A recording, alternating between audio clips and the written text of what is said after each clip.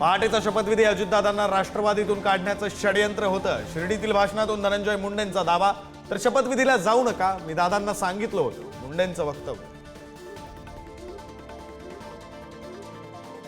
शिर्डीच्या अधिवेशनात स्थानिक स्वराज्य संस्था निवडणुकीच्या कामाला लागण्याचे अजित पवारांचे कार्यकर्त्यांना आदेश.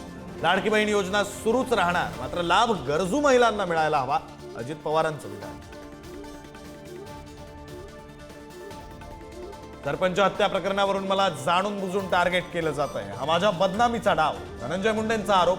तर बीडची परिस्थिती पाहून अजित पवारांकडे पालकमंत्रीपद, मुंडेंचं स्पष्टीकरण.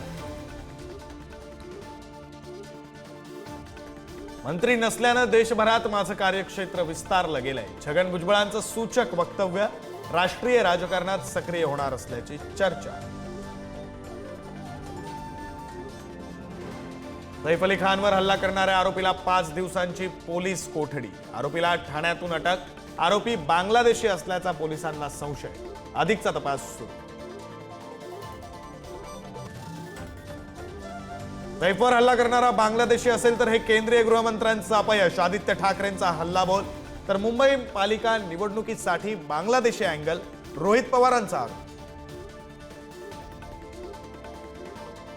भारतीय क्रिकेटची पंढरी असलेल्या वानखेडे स्टेडियमचा आज सुवर्ण महोत्सव. वानखेडे स्टेडियमवर भव्य दिव्य सोहळ्याचं आयोजन. सुनील गावस्कर, सचिन तेंडुलकर यांच्यासह दिग्गजांची हजेरी.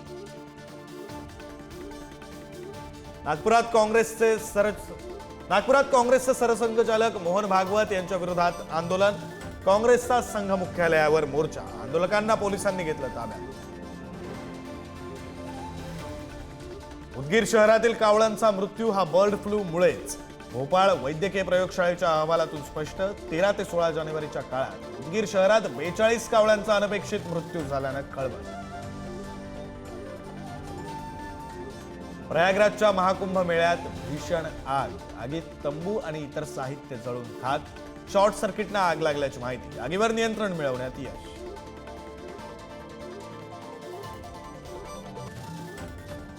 पहिला महिला खो खो विश्वचषक भारतीय संघानं जिंकला. नेपाळ विरुद्धच्या सामन्यात 78-40 अशी मात. बीडच्या प्रियंका इंगळेकडे संघाचं नेतृत्व. जगाच्या इतिहासातील पहिला खो खो विश्वचषक. अमरावतीच्या मेळघाटातील हत्ती 15 दिवसांच्या रजेवर. पर्यटकांच्या सेवेत राबणाऱ्या हत्तींना मिळाली रजा. हत्ती सुट्टीवर असल्यानं मेळघाटात हत्ती सफारी बंद.